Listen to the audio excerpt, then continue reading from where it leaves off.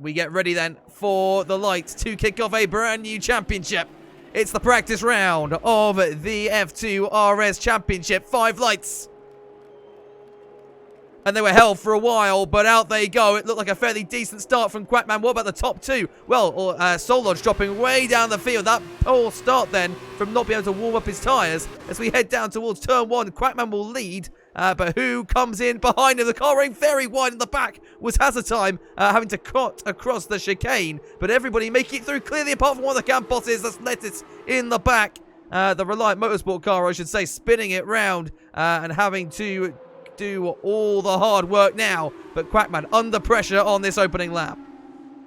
Quackman did the excellent start there. He got everything he needed. Clear run into turn 1. Hazard Time, although managing to run wide, has still managed to pull this back, and he's just fighting with Harry 3-3 there, side by side, and it looks like Harry's got fair control. Hazard still though trying to make a move, but eventually gives up. Indeed, there's a big dive there from Bino Bentel, trying to make the most of a poor qualifying effort. Might have made contact with a couple of cars. He's got the one ahead of him running wide. That's a VAR in the wall. The tyre awakens. Oh, he'll line up second for the sprint race. He might have picked up damage there. Yeah, but Macy hasn't actually, with the clout he had on the wall, managed to get it spun around and going again.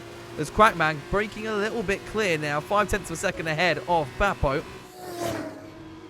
But that is not how he will want to start the weekend off, is it? Absolutely not. I think we have a spinner as well. Sorry, CL16F losing it in the turn 1. Sorry to cut you off there. No, it's okay. Yeah, just returning to what I was saying. Oh, hang on. Harry 3-3 down the inside. I was literally about to say that Bappo was going to come under pressure from Harry 3-3, and he was going to be... Oh, hang on. That's worth an Emon who spun round there. Good recovery. Just managed to pull it back. Yeah, really excellent recovery. But not what he would have wanted. He's under pressure from King now. And Bino.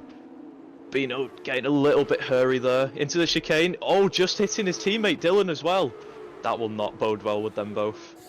Early on, we've got battles going on in the battle for 4th. Now for 3rd, I should say. Hazard Time and Bappo going side by side.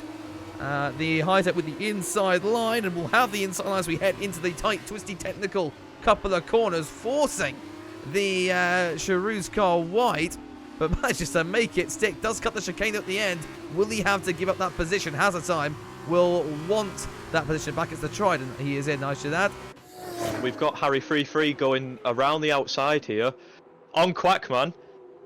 Oh, he's going to try and pull it back into turn 2. Quackman not giving up there. This is brilliant racing here for the lead. Oh, but Harry 3-3 with a switch back there. And he looks like he's got that sorted. He has. Yeah. Harry 3-3, the new sprint leader with MP Motorsport. Indeed, what an amazing showing there between those two side by side throughout the first sector of the lap. And Quackman now, I think, has just realised he wants this win right back. He will be all over the rear end of that MP car as long as he can. But it was a little wobble, I think, coming in to the high-speed chicane, maybe for both cars, and that might just... I would have said set up the Quackman for a move. So he then ran wide coming through turn 9. And here comes Hazard Time as well for P2. And down the inside, this might look a little bit easier than the move for P1 did. But Hazard Time slotting one up at the inside.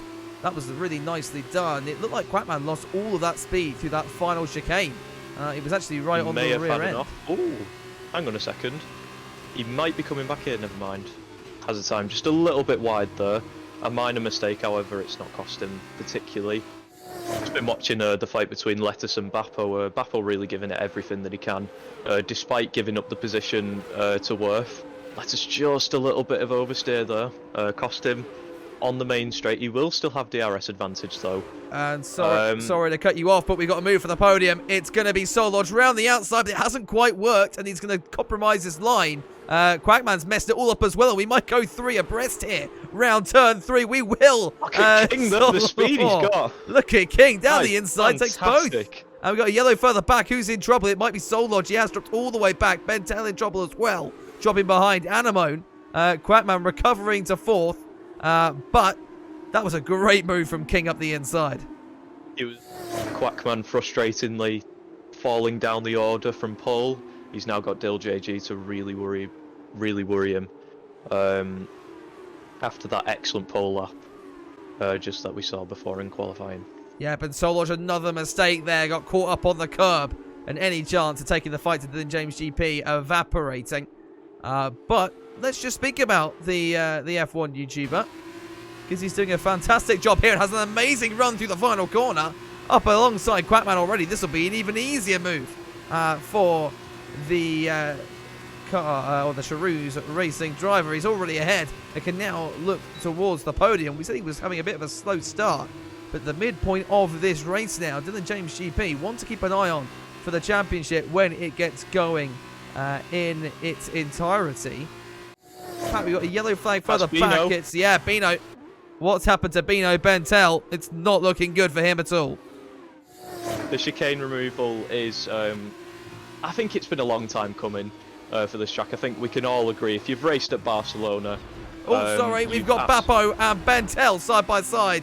And Bappo getting a little bit aggressive there. Somebody threw one down the inside for that final point paying position. Of course, we'll be seeing the chicane removal. That is a really, it's been a really popular announcement that's just come out recently. The chicane has really, I think, been a disturbance to the track in general. Oh, Soloj in the wall, maybe. Yep, he is. Soloj in the wall with Anemone as well. Anemone helping him out a little bit there to nudge him into the barrier, and now that is definitely damage on the Prema car. Not good news at all for the man that looked pretty quick. In electric F2, he's going to drop right to the rear of the field now, and there's not much you can recover, I think. After picking up that much damage this late on in the race, he'll drop behind CL16F as well. This could be our first retirement of the series. Meanwhile, Dylan James GP in these closing laps, looking at piling the pressure on the man in third place, King in the Dams car, struggling a little bit on this lap and bringing the Charouz, I should say, into contention for a podium from 10th on the grid. This would be a statement to kick things off in F2RS. And here we go. He's already side by side with an amazing run out of that final corner. Dylan James GP moves up into the podium, moves up into third place. And is that the end of the story, or could he have a look at P2 as well? Let's find out. Into turn 1, 3 laps remaining. A little bit wide from hazard time through turn 10 there. That might set a move up for Dylan James GP, who just seems able to carry so much more pace through that final corner. We've seen him take several drivers, Quackman and then King, with a great exit. We'll see, how he does now. It didn't, as I've said that, maybe that's my first commentator's curse, because here comes King back. It's actually a mistake for Dylan James GP. Has he disconnected? I think he might have done. That's going to be costly for Dylan. Really costly. Dylan has come back in now. And I'll tell you what a time to do it, because he's got I Awakens on his outside as we head into turn 1. He'll have some pretty stark defending to do on this final tour of the Barcelona circuit here in the sprint race. It's Harry who looks pretty confident on top, but here comes I Awakens to the inside. We've seen cars side by side here. It's not worked now then, but it has worked now. Down the inside goes I Awakens. Can Dylan James get the cut back? Yes, he can. He's going to fight it though.